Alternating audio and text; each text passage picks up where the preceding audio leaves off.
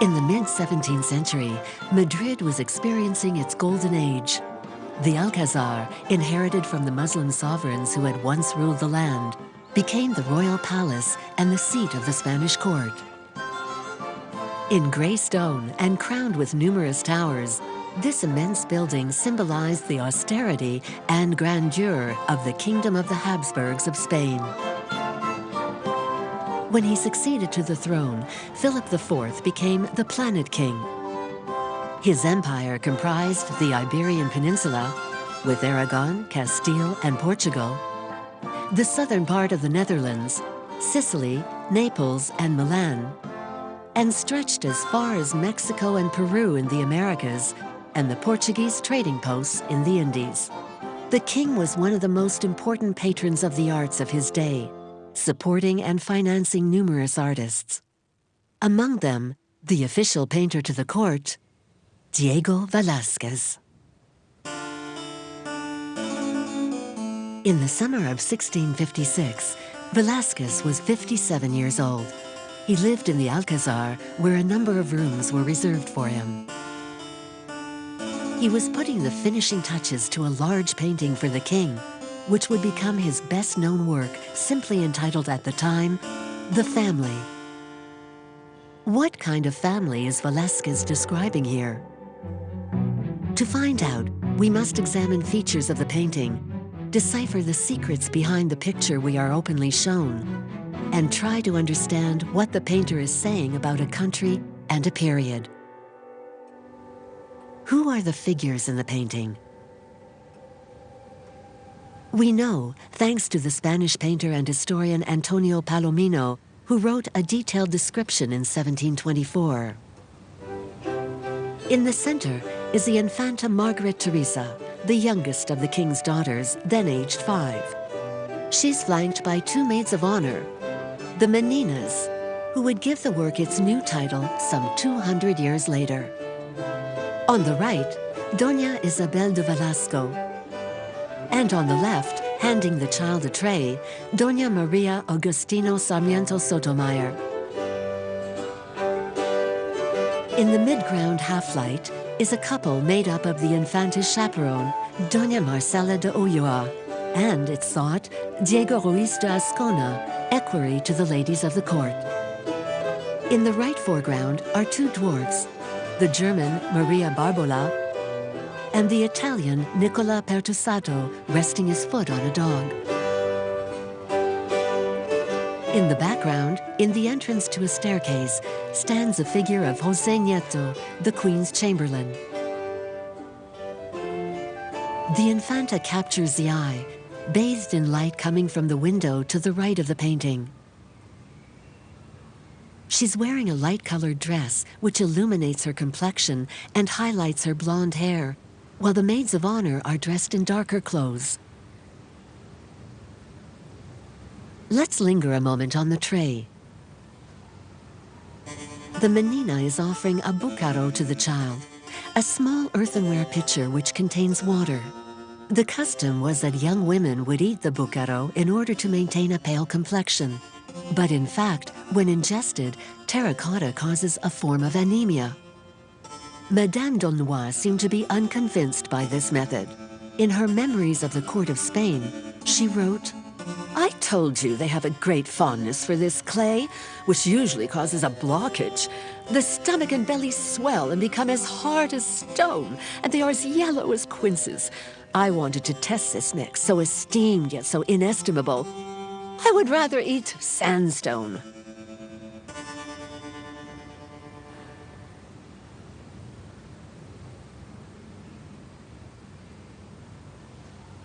Another custom of the court explains the presence of the 2 dwarfs. In Spain, at the court of the Habsburgs, there were a number of them, and they were known as hombres de placer, which literally translates to men of pleasure. They held a prominent position, as we can see from the numerous double portraits featuring a royal or noble figure accompanied by his or her dwarf. They also serve to magnify the perfection of the king and his entourage through highlighting the contrast.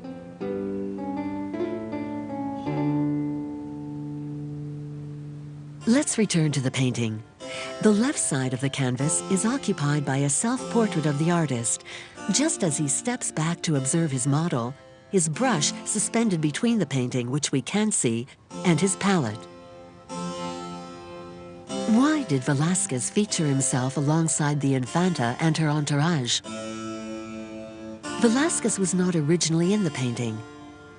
The left-hand side of the composition was occupied by a red curtain from which appeared a hand offering a staff of command to the Infanta, designating her as heir to the throne. Who is hiding behind this curtain? It could have been Maria Theresa, eldest daughter of Philip IV and the rightful heir to the throne, passing on the role to her younger sister. As Velazquez began work on his painting, dark clouds hung over the king. The loss of the Spanish Netherlands several years earlier put his hegemony in doubt. Wars were fought with France, then England. A financial and social crisis arose, and numerous territories rebelled in the hope of freeing themselves from the yoke of Castile.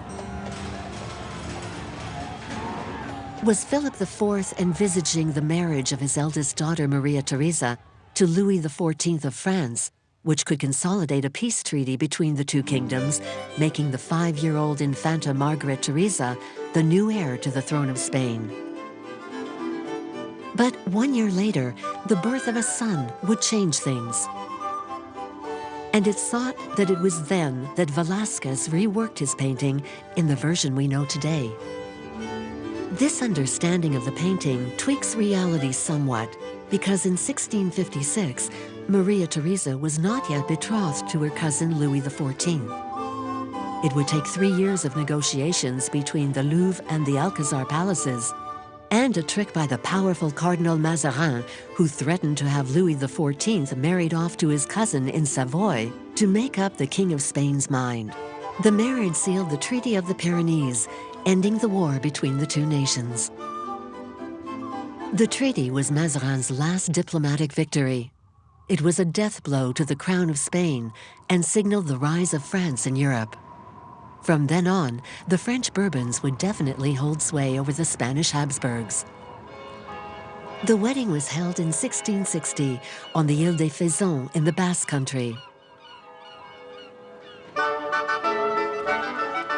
Memoir writer Madame de Motteville was struck by the clothes worn by the girls and young women of the Spanish court, extremely wide petticoats that jut out from the hips, which the Infanta and her maids of honor are wearing in Velázquez's painting.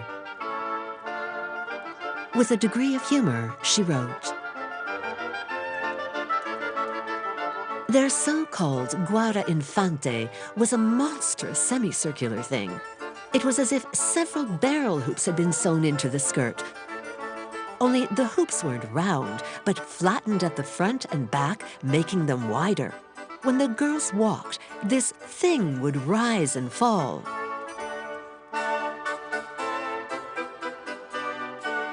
Despite their lack of comfort, guarda infante remained part of Spanish court etiquette and were even adopted by the court of Austria.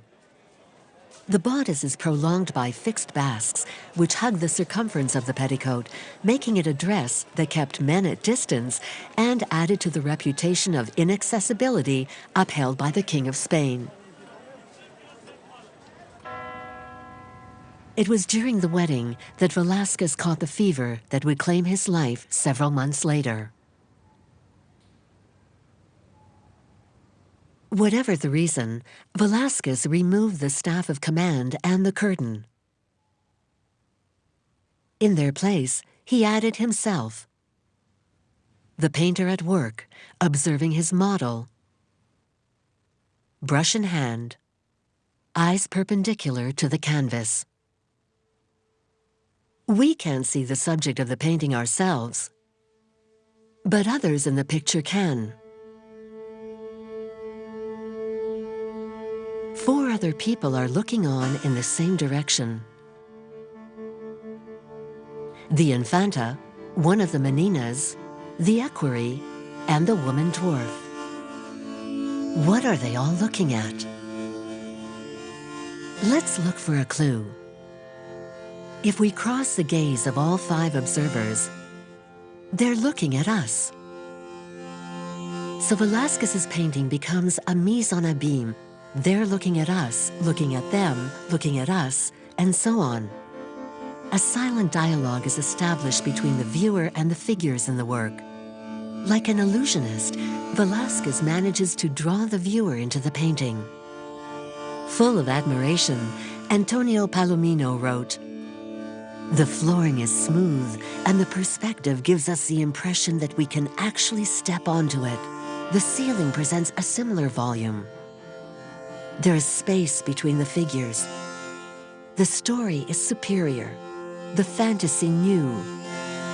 And in the end, one can but praise the taste in the work and the care undertaken, because it talks of truth, not of painting." Indeed, it is the truth. The painting gives us one of the rare views of the interior of the Alcazar as it was in the 17th century. These are the former apartments of Prince Balthazar Charles, who had died 10 years earlier, which the king gave to Velázquez as a sign of friendship.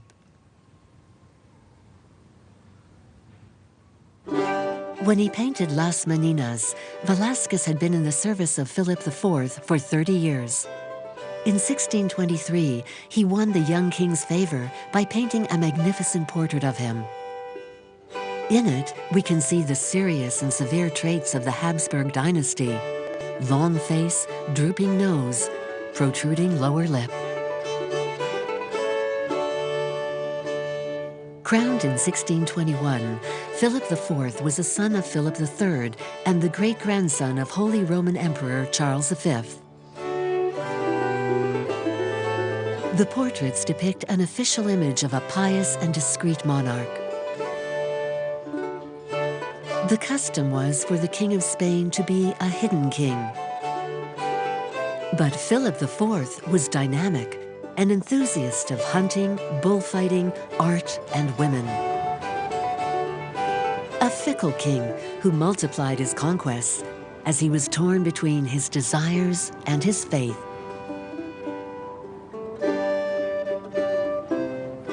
Like his forebears, he showed a particular fondness for religious services.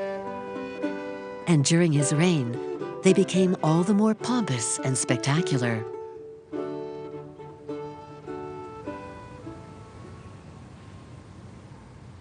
Like his predecessors, Philip IV lived surrounded by works of art. It's said that one day he caught a fever after staying too long watching the hanging of paintings in his summer apartments. El Greco, Veronese, Tintoretto, Bassano, Rivera. The collection of 1,600 works also included masterpieces by Titian, such as Ecce Homo, La Pietà, and Adam and Eve in The Fall of Man. Velázquez knew this magnificent collection very well and became its curator. In the upper part of his painting are some works from this royal collection. One of them is from the series of scenes from Ovid's Metamorphoses, painted by Rubens. Sir Peter Paul Rubens was the court painter of Isabella of Spain, the governess of the Spanish Netherlands. In 1628, having traveled to Madrid for diplomatic reasons, he met Velázquez, who showed him the royal collection. Encouraged by the Flemish painter, Velázquez asked the king if he could go to Italy to finish his training. The king allowed him a 2-year sabbatical.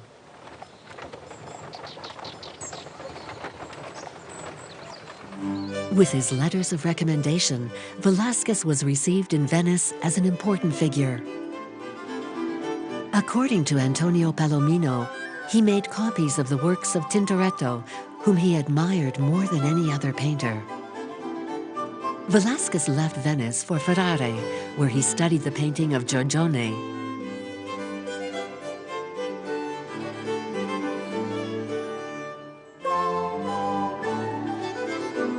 Then went to Cento, captivated by the works of Guercino with his pale light and human treatment of religious figures.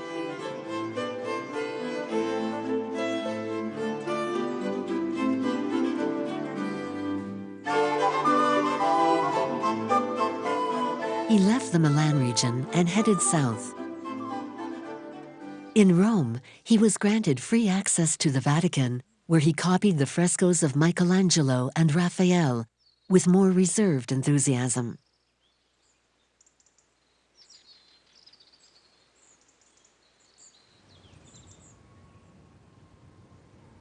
The visit marked a decisive change in Velazquez's work.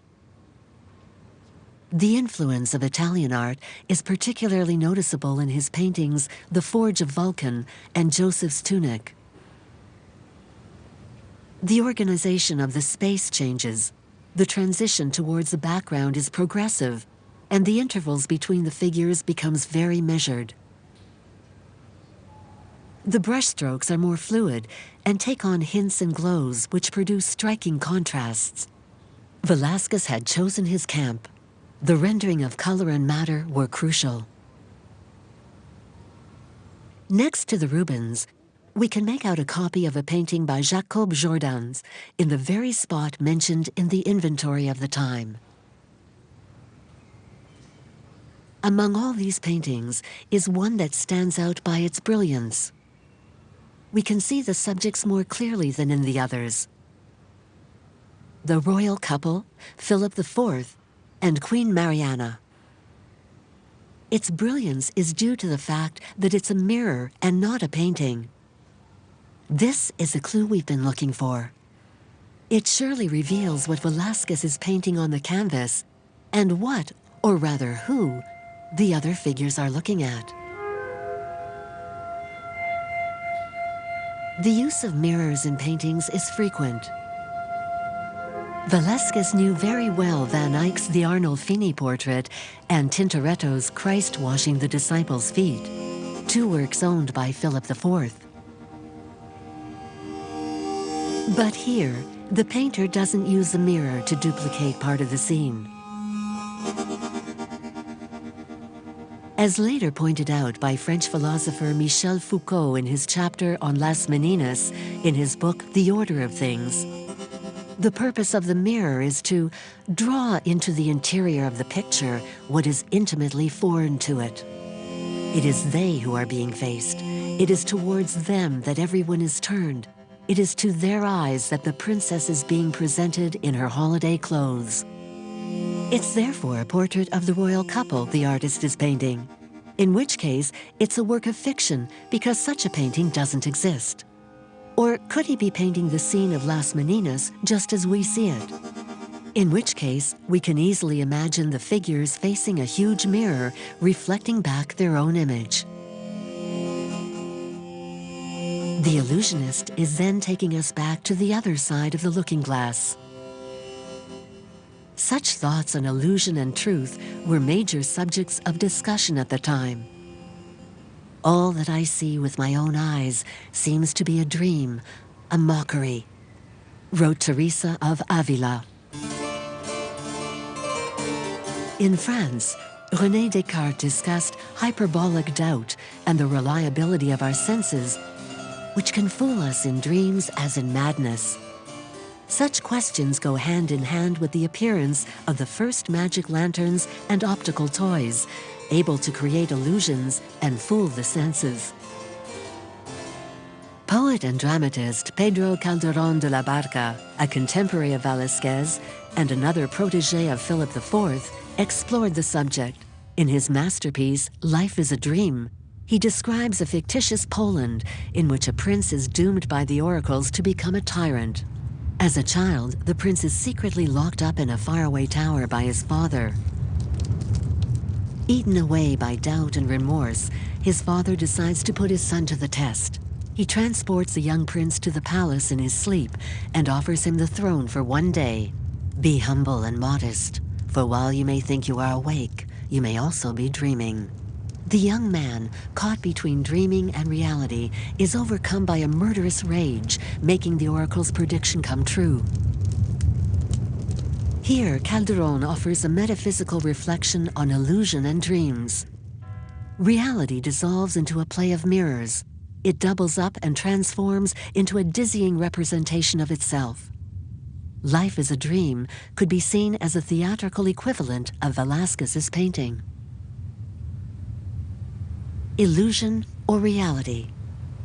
We know that the king came to watch Velázquez working on Las Meninas, as Antonio Palomino confirms. The king often came to see him paint. The king, but also the queen, the infantes and their entourage too, for whom the painting of the work was a source of agreeable entertainment. These almost daily visits to his painter's studio by Philip IV are in line with the close relationships between Alexander the Great and the Greek painter Apelles, Holy Roman Emperor Charles V and Titian, and Philip II and Sanchez Coelho. Philip IV was dazzled by the talent of Velázquez and enchanted by the man.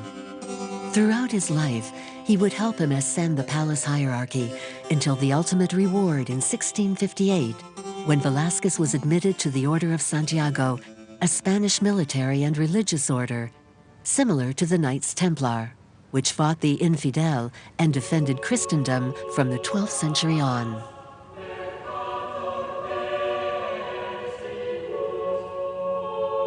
The order's power grew and grew until it represented a danger to the crown. On the death of the 40th Grand Master of the order in 1493, Isabella I of Castile had her husband elected Grand Master. This political maneuver facilitated the military and religious functions of the order. The kings of Spain conserved the order's titles and the dignities of its Grand Masters and administrators, which gradually became a means to reward faithful servants. Diego Velázquez became a Knight of Santiago in 1658, 2 years after the completion of Las Meninas. Why then is he already wearing the order's sword-shaped cross? The painter was born into a modest middle-class family from Seville, and this reward was particularly important in his rise within the court.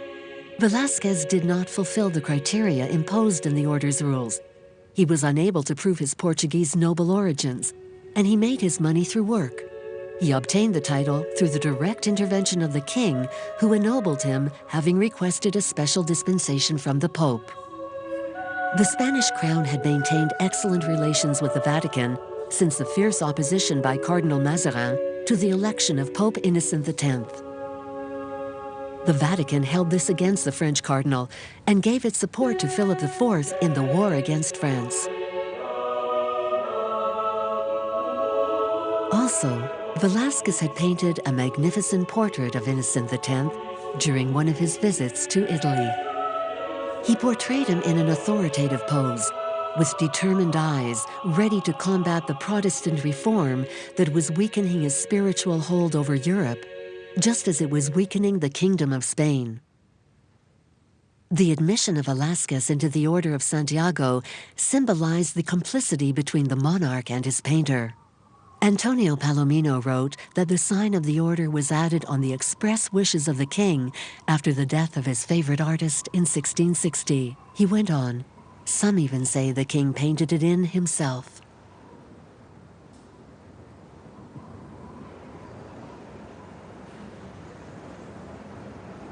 Las Meninas is emblematic of the exceptional artistic freedom that Velázquez enjoyed. So it comes as no surprise that numerous artists have reinterpreted the work down the centuries. Among them, Goya, the photographer Joel Peter Witkin, and José Manuel Ballester, who in Palacio Real, or Royal Palace, emptied the canvas of its figures in 2009. But the crucial reflection on this major work, which glorifies the power of painters vis-a-vis sovereigns, is a series by another Spanish artist, Picasso, who wrote, "It is us, the painters, the true heirs, those who continue to paint. We are the heirs of Rembrandt, Velázquez, Cézanne, and Matisse. A painter always has a mother and father. He is not born out of nothing." This was Picasso's tribute to the endless game of hide and seek, started 300 years earlier by Diego Velazquez.